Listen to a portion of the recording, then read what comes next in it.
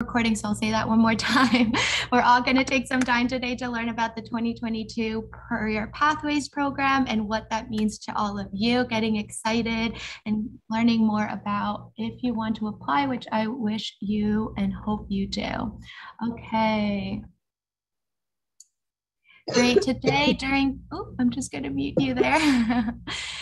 Today we're going to learn about a couple things. We're going to meet the entire Career Pathways team. I will say I read every single one of your questions that you submitted during your registration. And so thank you for all the questions you added in advance. And I tried to tailor this presentation for all of the big questions that you have and then give you a little extra to get you excited. And so today we're going to be diving deep into who the Career Pathways team is, who's the people behind the scenes making all of this happen, the big why, why did we start Career Pathways? Why do we do the work that we do? And why should you be excited about it? Then we're going to talk about what makes Career Pathways different from other leadership development programs, what of some Career Pathways outcomes that folks come out of here with, and hear from some alumni. And then we're going to dive deep into the nitty-gritty, the program, the platform, the time commitment, what this curriculum is, and talk about the application process. I'm pop in and ask questions if you want. And so feel free to put your questions in the chat and I'll answer them throughout if needed. And then we'll do a formal Q&A at the end. All right, everyone. So let's get started. All right, so this is the Career Pathways team. You see a lot of people on this screen because we are a family here, and at the council, we don't believe that one person holds the knowledge, but we all hold the knowledge. And so we bring in a lot of incredible people throughout the sector and then internally to really create this incredible program for all of you.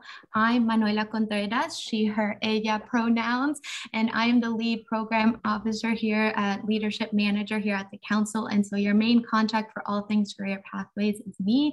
So you'll see a lot of emails coming from me. And so if you have any questions and want to have some one-on-one time to learn more about the program, please feel free to come in. We have some incredible facilitators and some incredible executive coaches that come in, as well as some mentors and Career Pathways alumni and experts throughout the field. Every single person on this screen and that joins us is all about have different lived experiences and have different expertises. And that's what we want to cultivate here. We want to ensure that you feel and that the program feels a variety of lived experiences of how we can all learn and develop together. All right, the big why. Why are we doing this? Why do you want to be here? And what is really the essence of Career Pathway? The big why for us, when we first started Career Pathways and when the council was looking at leadership development programming, we thought about, we did a huge research and analysis of the entire sector. And a couple big things that we found was that there was a huge lack of diversity in executive leadership in philanthropy, which may not be a huge surprise to most of you, but we really wanted to create a program that was able to filter out, to help leaders develop their sense of identity and be able to create more diversity in leadership, and that we create a leadership and an institution that reflects the communities that we're serving. There was also an overwhelming awareness that we needed to create communities for executive leaders of marginalized identities that haven't had the space to be able to connect with one another and be able to build and grow together. And so we wanted to create a community that was able to amplify that, support that, and connect all of these individuals together. Additionally, we needed a program that was able to advance and really focus on equity, not only have a personal commitment to it, but how are we all as an institution and a community moving forward equity within the entire sector. And so these are all core values of where we started, and we're continuing to build on that. And we're going and continuing to develop in a direction of redefining leadership. We've been together for more than 10 years building this program, and every year we continue to grow and develop and see what it is that we need to build to create, to align with what we're seeing in the sector. And so redefining this area of what leadership is, what we quote unquote say professionalism is, that's very embedded in white dominant culture. We need to push away from that and define what it is that leadership is in philanthropy. We want to cultivate virtual communities. Hey, we're all in this. We've all been in this, and we don't know how long we're going to be in this, but we want to lean into the discomfort of having those uncomfortable conversations, but also being in these virtual rooms so we can continue to cultivate communities and advance equity in these spaces, virtually, in person, and throughout the entire sector. All right. Well, here's a little fun, what we aren't and what we are, to help you clarify if this is the right fit for you. And so a lot of people, when we talk about leadership development, you're really expecting a leadership program that's going to give you the steps and the how-to of how to be a leader. Well, that is not us. We're not going to teach you how to be a leader. We're going to help you discover the leader that you are and the leader that you want to be. Really going to push those questions, help you find that inside of you, and help you to see what's important to you. We're not here to teach you about equity. We are expecting folks that are applying to this program to have an embedded knowledge and commitment to equity.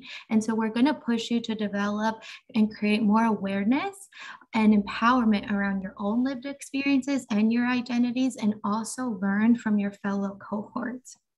We're not going to help you to fix your institution. We're going to be helping you to think about how in community we can develop strategies and solutions for the institution, the sector, and leadership that you want to see. As I always say, we can't confine ourselves to what we're seeing right now. We really need to push ourselves outside of that, and that's what we want to cultivate within this program. And all of that is to stay true to our values of Career Pathways and what's important to us as when we develop this program, when we bring folks in, the values that we share with speakers as they join us, and the communities that we're expecting that you can cultivate within this program. We want to stay true to the values of diversity, equity, inclusion, and belonging. The words, the essence of the program that we developed. We want to create deeper connections within internal staff and external staff with the Career Pathways community. We want to continue to help you develop your own self-awareness and direction of your personal values, commitments, and leadership. And we want to help you advance in your leadership journey. You may come into the program already knowing exactly what you want to do, and you may be coming into the program saying you need a change, you're excited to want to make a change, and you're going to figure that out. And we're here to help you cultivate that here. All right, I'm going to just hop over here and we're going to just listen to a quick video. Can everyone see the video? What distinguishes Career Pathways from other professional development programs is the really strong balance between the practical and the inspirational. Career Pathways is one of a kind. It is truly a stellar, unique opportunity. You're providing your cohort members with a year-long leadership experience. They're introduced to so many leaders across the field that come in that have a lot of provocative conversations with them. They're provided with an executive coach that works with them over the entire program. So it's really a unique boutique experience that we're offering the participants.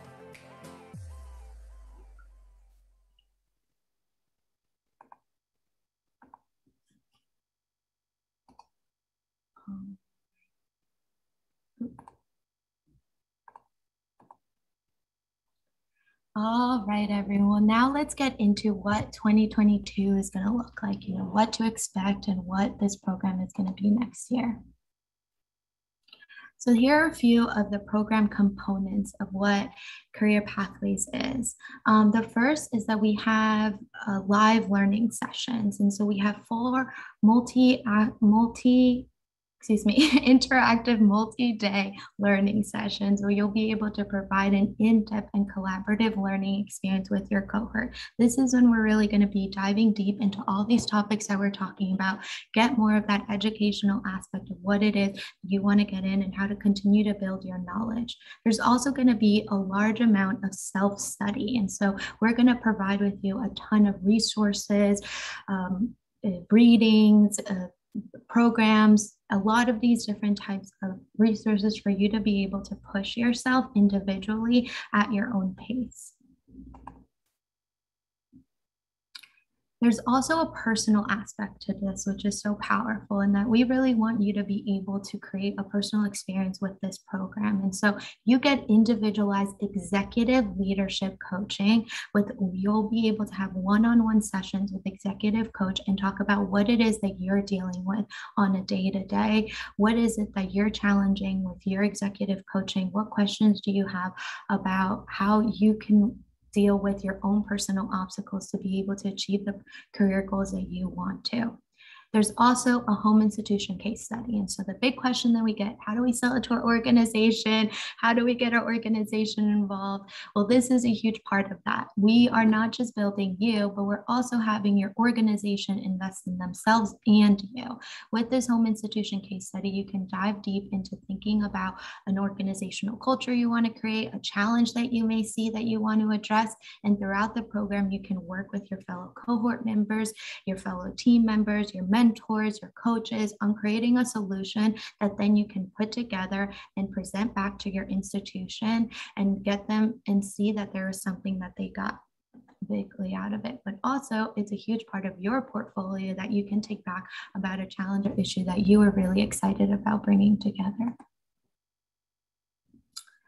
There's a community program component to this. And so we are really diving deep into what this session is going to be and using a lot of the tools that we have available to us in this virtual environment. We're going to be able to dive deep into the philanthropy exchange. And this year we introduced it with our 2021 cohort, and it's been incredible. They've been able to really cultivate a community online without being outside of our live sessions and being able to access different resources with one another, ask questions to one another, and see what it is that they really want to do. And so this component of it is something that you'll keep with you past the program, past you've graduated, and continue to build that community. A lot of our alumni come back to us and say, wow, this group has been able to bring us together. And when I have a big challenge or I'm stepping into a new project at work, this is the group of people that I go to and ask those questions and do that thought partnership in before I present it back to my institution. And that's a huge space that you're able to do within the exchange. We also introduced this mentorship circle idea this year, which we are really excited about. This is a alumni organized, hosted, small informal session that participants are able to explore more intimate spaces around anything that you want. We just got off the call with the mentors actually an hour ago, and they were talking about so many different themes that were coming up from them. And you, in a small group of 3 to 4 people, are able to cultivate this community with an alumni, which if you look at our alumni roster, they are just incredible leaders throughout the sector, but cultivate a personal relationship with them, but also be able to dive deeper into some of the topics that may be coming up from you in the live learning sessions. Lastly, and I think we all can agree with this, if this entire pandemic has taught us something, it's how important our well-being is and our wellness is. And we don't want to take away from that. And so for us, wellness with Career Pathways is extremely important. We want to provide you resources throughout the sessions, throughout the time together, that can help you really deepen your professional growth and create balance between your personal life, your work life, and career pathways. And so we have signed up with a few people like Shine App and Spotify to create more of these wellness opportunities for all of you. And we're constantly thinking about how we can be creative and cultivate wellness spaces together.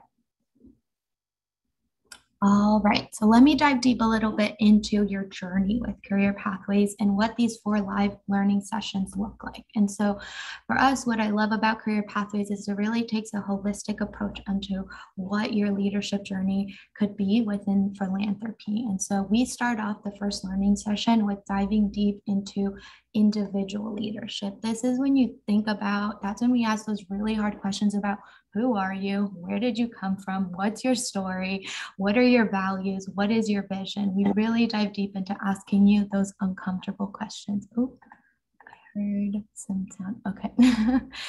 and you really start cultivating what it is and what it is that you want to do for yourself as an individual.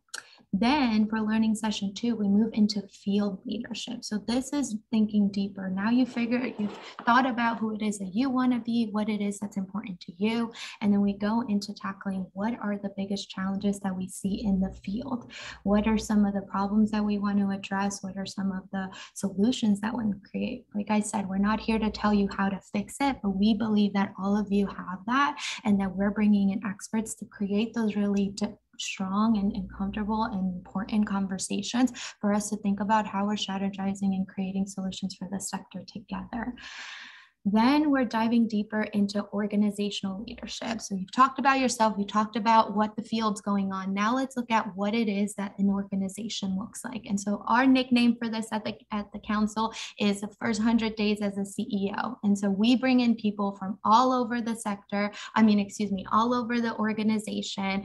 And we start talking about, okay, what it would be like for me as a CEO or as a leader of this institution to connect relationships with our board or with the HR department or with the grant making or with finance or with legal. And we really start talking and ask questions about, if you had no idea about this area, how do I still learn about this area? Because we need to be holistic leaders here. You can't be just in your view. It's important for you to really understand the functions of the entire organization.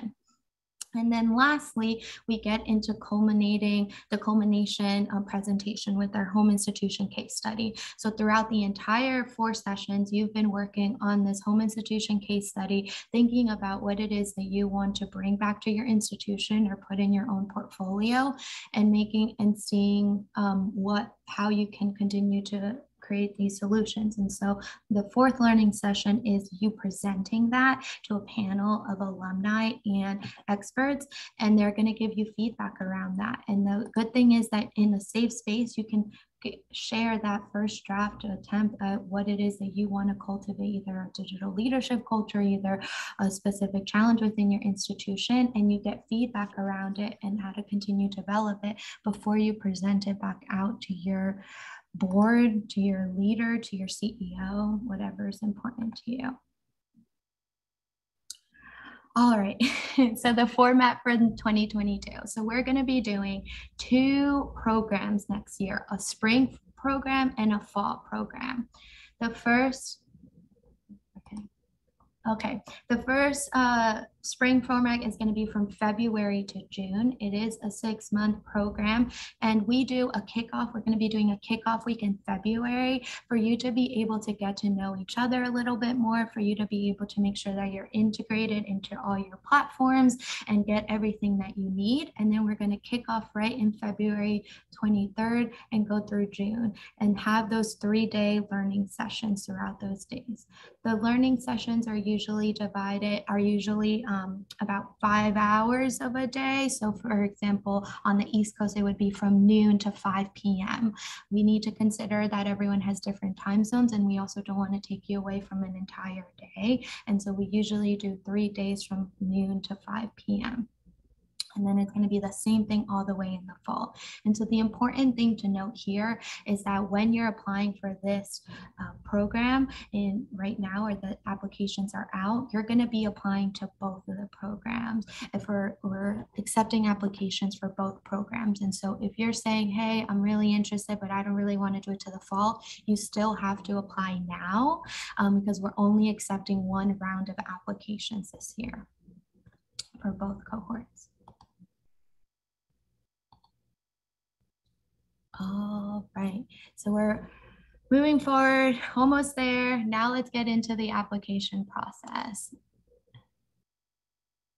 Okay, so the application process, we have the application program that's going to, the application program application that's going to out right now is out yesterday. We just launched it and that is due on November 1st. And so make sure to go in there, open up the application. There is really for us to be able to get to know you a little bit.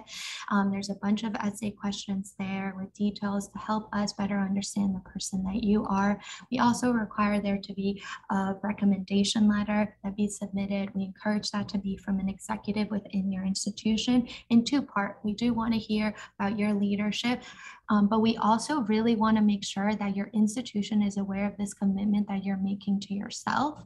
And so having these early conversations with your CEO or your manager, your executive about coming in and getting that recommendation letter will start to get them really invested in your participation for this program. We also have an alumni interview. And so once we've submitted your application, if applicable, we sometimes ask folks to come back and we'll do an alumni interview to further getting to know you. And then we do a cohort notification, and that's when we'll let you know if you've been accepted into the program. And then you have to submit your payment in order to be fully accepted. And then we send out the press release. Okay, eligibility. I know a lot of you have asked this big question. And so in order to be eligible for Career Pathways, you do need to be an employee of a grant-making organization, foundation, or philanthropic institution. You have to be at least 5 to 7 years of mid to senior level experience. You have to have serious interest in becoming a senior or executive leader within your institution and being one of those leaders that we talked about. As I shared, you have to receive a recommendation letter from your home institution case study, and you have to submit your application to by November 1st. All right. So these are the important dates and important information that I want you all to keep aware of. We do have a scholarship, a Waldman scholarship application available open. We'll send the link in the chat for those of you who don't have institutional support about the information and a professional development. We're providing a scholarship that we're really excited to partner with Robert Wood Johnson Foundation. And so if you're interested in that, once you've submitted your program application, feel free to submit your Waldman application and we'll consider you both at the same time. Once we've done the assessment and review of all of the applications, you'll be notified in January of 2022, moving forward. And then last but important, we do have a cost for this program. And so if you're a member of the council and foundation, the program is $4,500. And then if you're not a member, it's $6,300. All right, that was a lot of talking. And so I'm going to stop sharing my screen. I'm going to open up the floor for questions. If you have any questions for me about the program, about the experience, or anything else that you may have. Manuela, hi. Do you mind if I clarify something you shared? Yes, please. Go ahead, Karan. Hi, folks. This is Karan Moody-Harden. So I'm here at the Council Vice President of Programs. So I think there was something you just said a moment ago. I just want to clarify. You don't have to aspire to be a leader within your institution, like senior to executive level leader within your institution. We are looking for folks that want to diversify the pipeline within philanthropy. And so we're looking for folks in this program who obviously want to take on senior leadership within the field of philanthropy. So I just wanted to clarify that. But I think you have a bunch of questions coming in, Manu, about what we mean by philanthropic institution. I'm happy to chime in if you want to go ahead, take a stab at that, or I can. Yeah, go ahead, Karan. So I think it's easy if you're a grant maker. I think the question comes in, oftentimes there are nonprofits that also do some form of grant making. And so that in and of itself would also make one eligible to participate in the program. In the past, we've also, so a lot of folks that come into Pathways, the majority of them do work in a foundation, let me be clear. But we do have some folks that come that aren't within a foundation. A grant maker specifically, they may be a nonprofit that does some very limited grant making to some degree, or have some arm of philanthropic work, some foundation experience, some work, or it could be a corporate giving program within a corporate entity outside of what might be a corporate foundation. So it really varies. A lot of times, if you're unclear about whether or not your institution is within reason or, would exclude you from eligibility, then we would just ask to probably have a one-off conversation about it. But more times than not, folks are generally eligible to apply.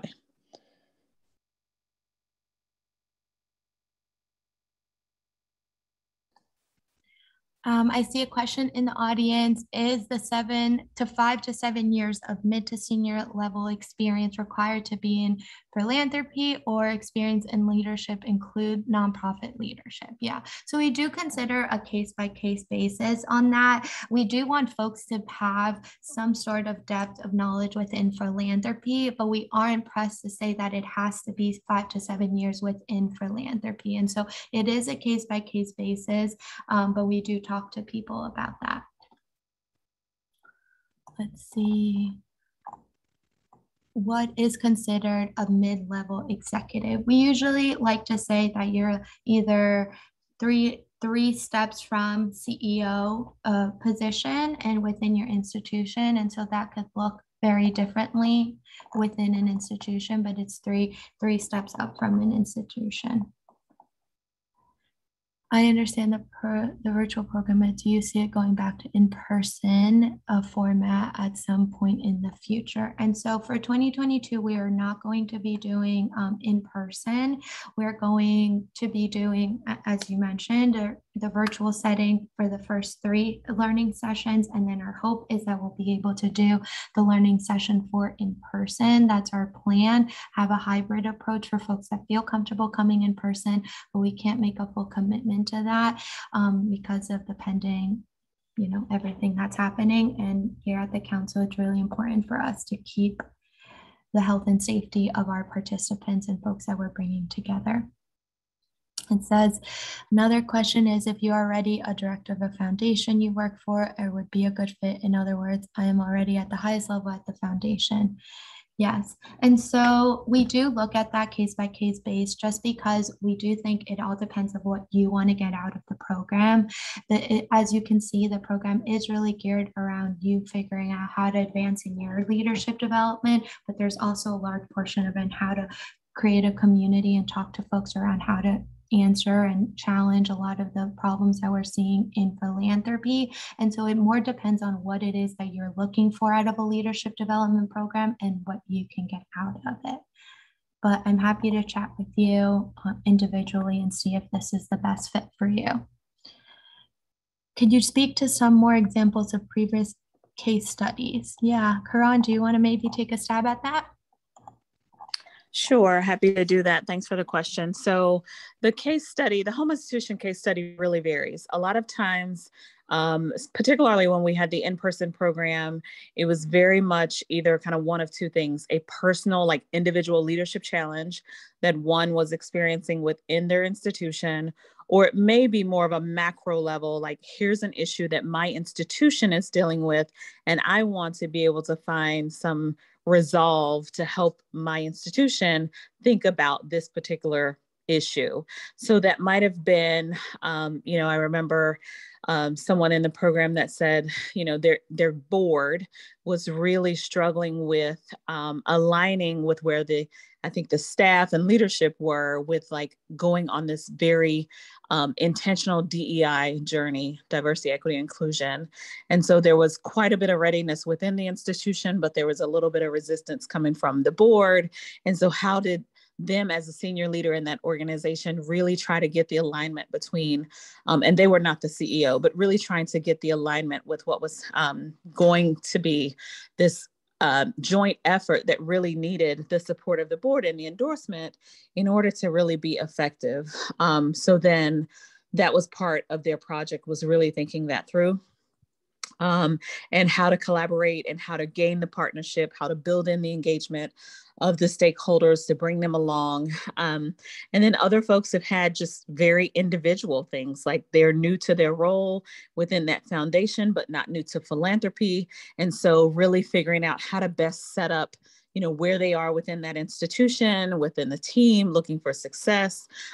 We have folks that have been in charge of leading the next strategic visioning and strategic direction for the foundation. And so as they're taking that on as the leader, as the one that's shepherding that process, how to really navigate that.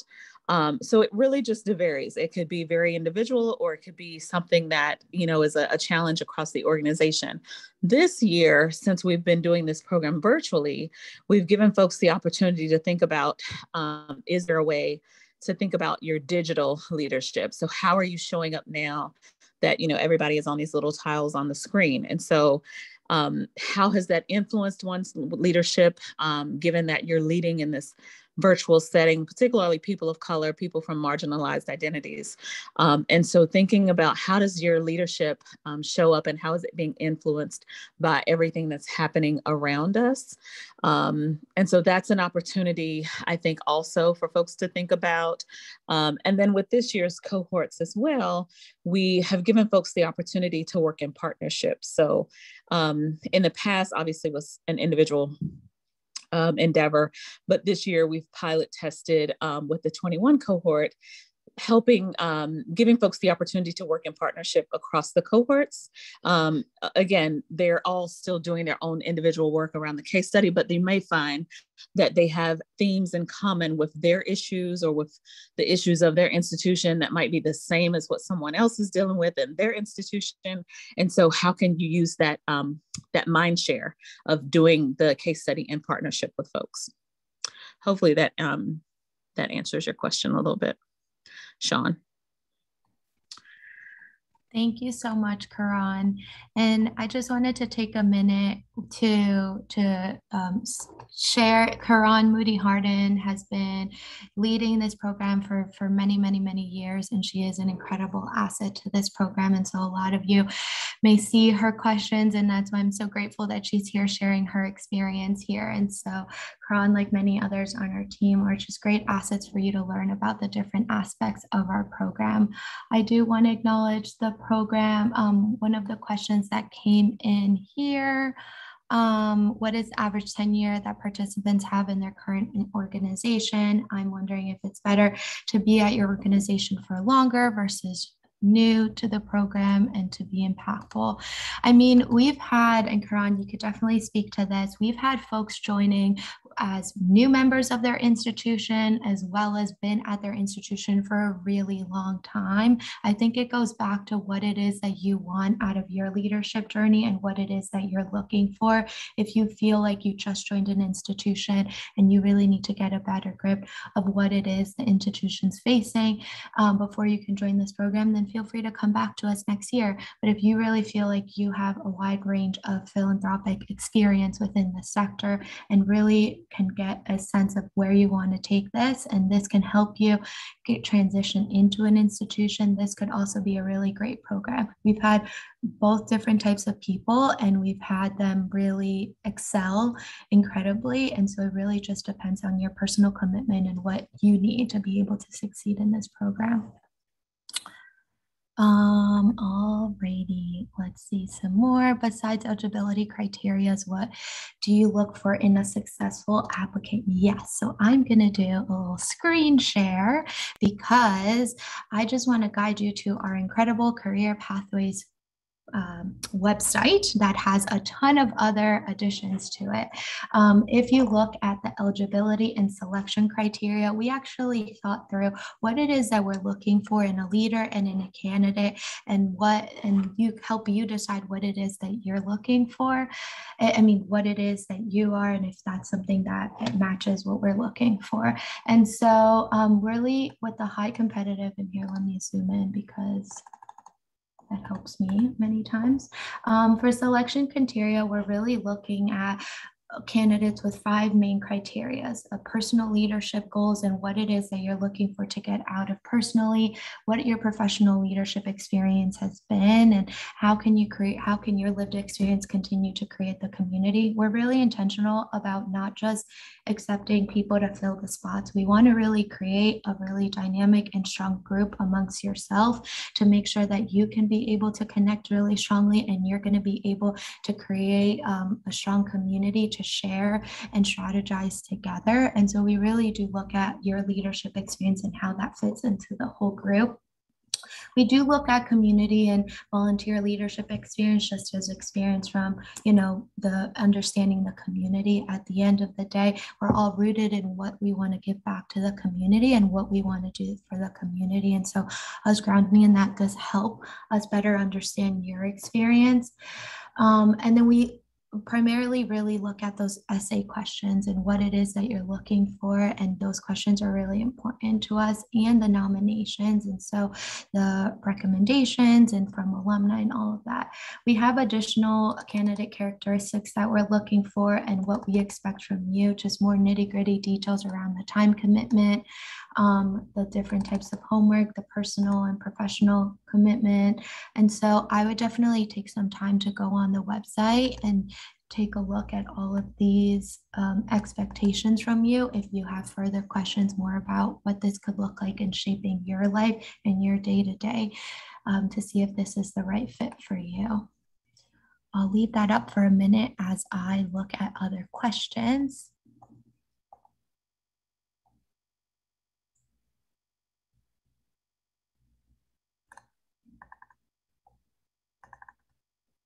What is a typical applicant pool size and versus targeted cohort size? Yes.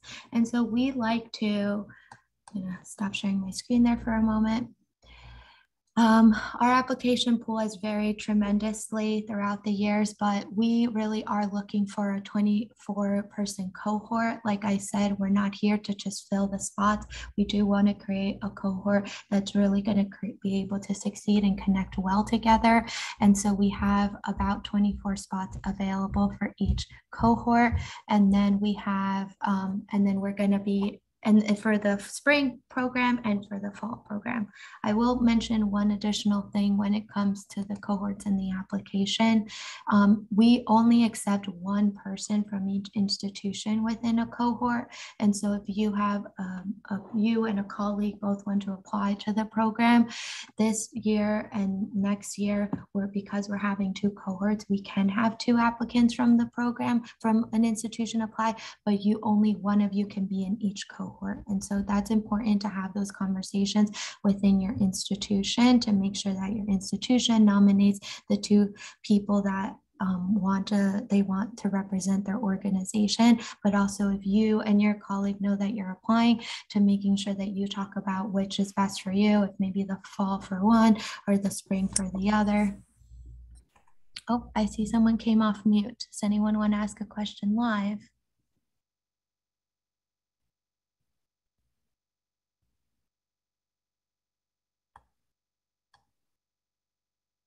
Carlton, I see your video came on. Do you want to ask a question? Hi, Manuela. And this may be a good question either for you or for Karan. I was interested in knowing, for illustrative purposes, what facts demonstrate our interest in being an executive in philanthropy? Yeah, I mean, I think it's a variety of how many years you've been in the sector and how much commitment you've done within the sector. But I also think it's really based on your lived experiences. With your essay response, we can really better understand, how much depth of knowledge do you have of equity? How much depth of knowledge do you have of philanthropy? What is it that you're looking for? And so we do emphasize the value of those essay questions and really making sure that you take the time to look at that. And then the biggest part too is alumni interviews. We understand not everyone is the best at writing. I'll confess to that. And so if you're not able to articulate your experience through writing, we do have the alumni interviews to be able to get a little bit more out of that, to make sure that we're giving you fair experience to understand who you are. Thank you so much for the answer. Totally appreciate it. Of course, thank you for asking. Karan, do you want to take Mandy's question? Yeah, sure. Thanks, Mandy, for your question. You were saying, what's the breakdown of professional background in each cohort?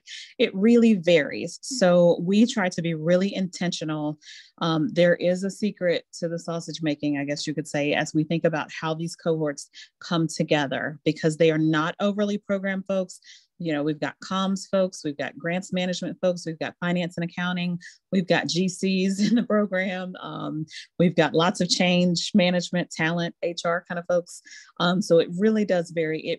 We try our best to think about, as we learn who you are through the application process, we really are studying what you tell us. So what you tell us you're looking for, what your challenges are, what your leadership aspirations are.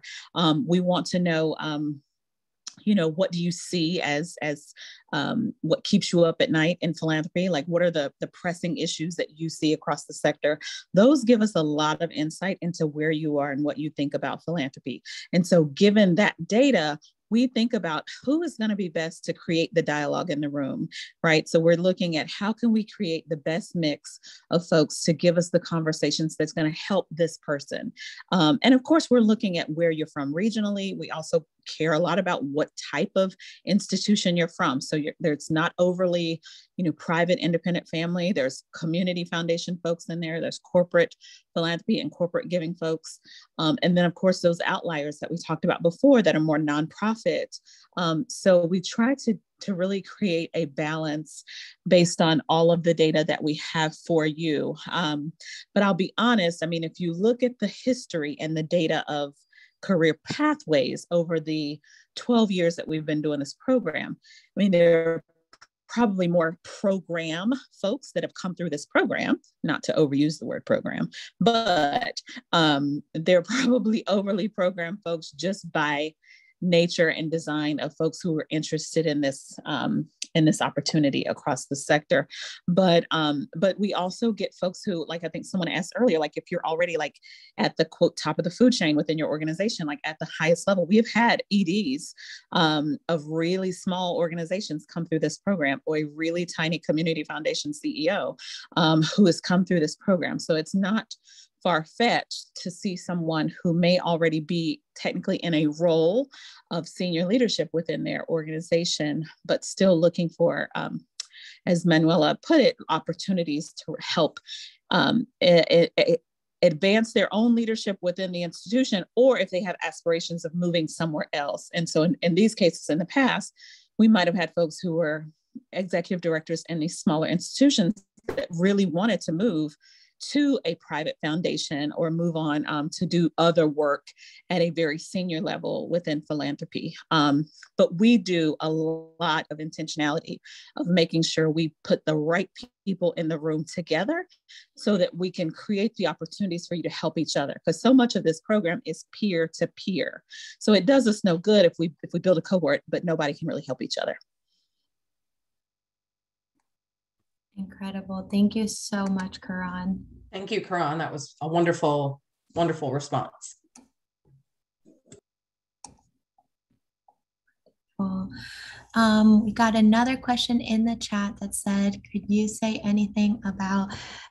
again the time commitment of the cohort beyond the 5 of learning sessions? Yep, happy to. And so I'm just going to go back to that website. On the website, we have here, we do have, so past the 5-hour multi-day sessions that we have, we do estimate that in total, including those multi-day sessions, it's about 12 to 5 hours. Just thinking about, you're going to have 1 hour coaching session that you do a month, you have 1 hour mentorship circle that you do a month, and then depending on how you work with your self-study, it's maybe 2 to 3 hours additional from that, outside of that, to do your homework, to do your readings, to do your reflections, everything that it depends. So we estimate at about 12 to 5 hours, 12 to 15 hours with all of that. All right. Rachel, Patrice, Dana, do you have any questions? Anna. Thank you so much.